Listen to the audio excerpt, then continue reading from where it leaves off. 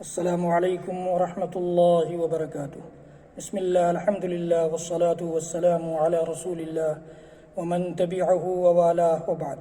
محترم بزرگوں، دوستوں، اسلامی ماؤں اور بہنوں، رمضان کا مبارک مہینہ چل رہا ہے اور ایک عشرہ ہم اور آپ گزار چکے ہیں۔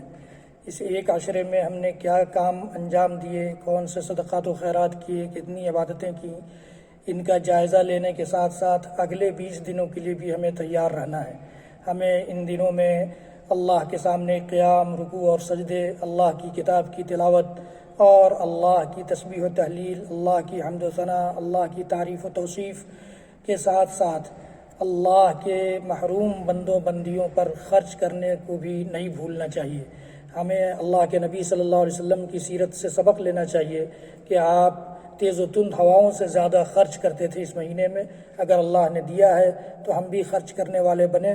یقین جانیے ہمیں اس کی برکت اس دنیا میں بھی محسوس ہوگی اور آخرت میں بھی ہم اس کے ذریعے کامیابیوں تک سے ہمکنار ہوں گے۔ اللہ تعالی ہم سب کو کہنے سننے سے زیادہ عمل کی توفیق دے۔